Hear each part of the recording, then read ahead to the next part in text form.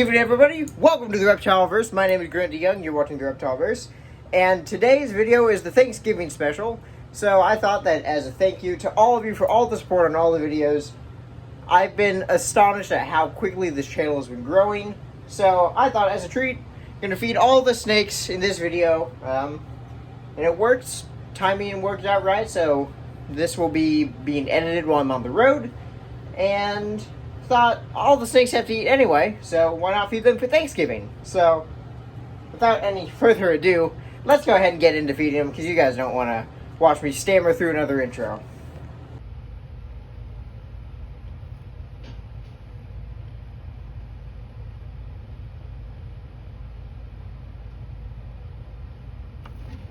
Yeah!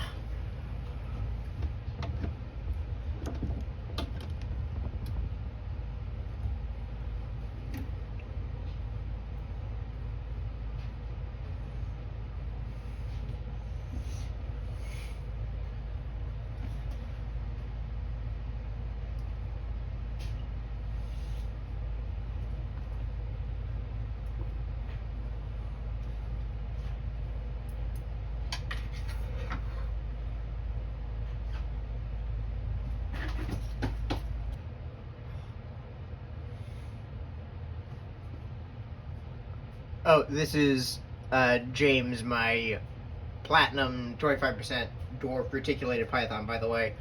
Don't know if I said that or not.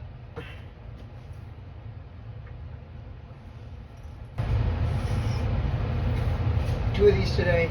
I'm only going to film kind of eating one because a few of these animals are eating two prey items today.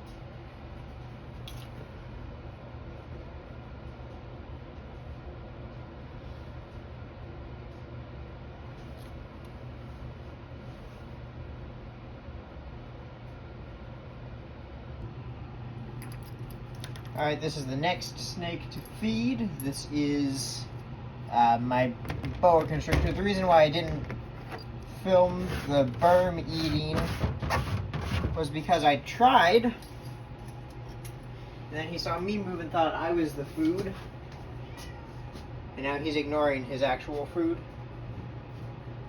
But this snake will eat on camera for sure.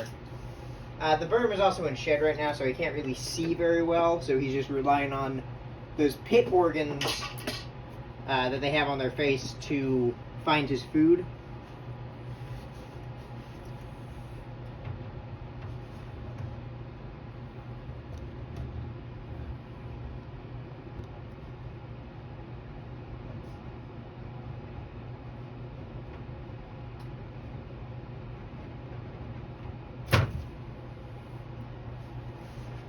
Here we go. Gonna go ahead and throw that second one in there with him.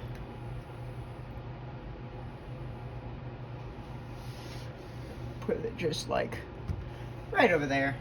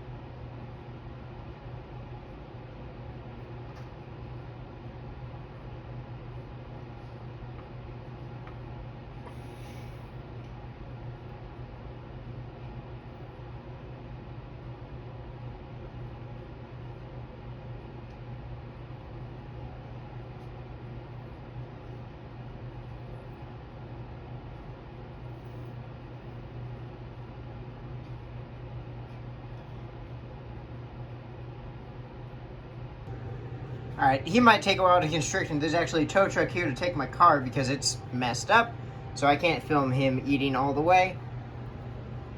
Berm is finally starting to chow down on his food. So the only snakes down here that I still need to feed are the ball python and the house snake.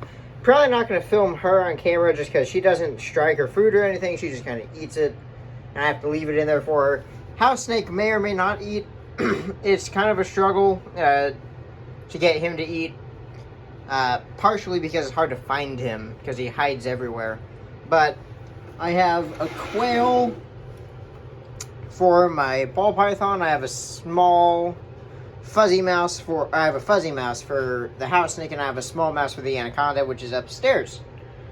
Alright, here, this is honestly all I really do with the food. Grab it, toss it in there,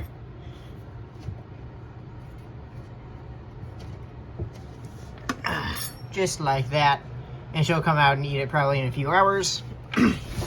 Maybe not until the lights go off, but she'll still eat it.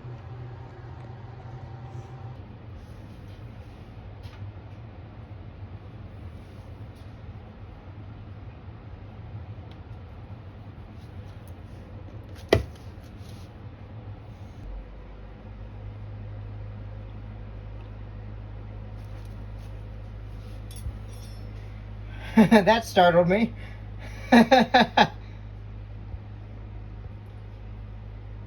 Sorry, this isn't as good a quality. Again, I'm filming on my phone. I actually have a camera getting here on Friday, so I'll be able to film higher quality feeding videos. But this is a really, really pretty snake. It's a really underrated species of snake. I'd probably put these in the top 5 best beginner snakes or best pet snakes in general, because they're typically pretty docile. They pound down food typically unless they can't find it. And while I would recommend a 40-gallon or larger for an adult, they can they can be housed in a 20-gallon for their entire lives because they're not a big snake. He might get maybe higher end of 2 feet, maybe close to 3 feet, but it's not very likely. And that's why these are, again, such a great snake for people who want a smaller snake that's going to eat but don't want something like a corn snake that everybody's got. And I'm filling his water here because he actually needs some new water. You'll also find this species of snake out in Mongolia, places like that in Africa where it's really dry. So they're a lot more forgiving with their temperature and humidity requirements. They need a higher basking spot than a lot of species. I keep mine's basking spot at about 90 to 92 degrees normally. And humidity at like 40 to 50% because they're from a very dry area of the world.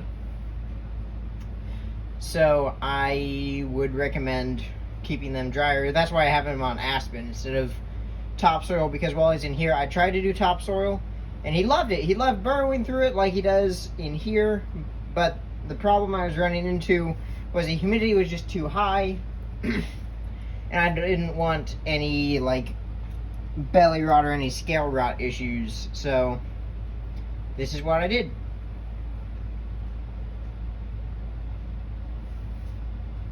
And as you can see though, it's a gorgeous snake. It's like the poor man's Mexican black king snake because they're like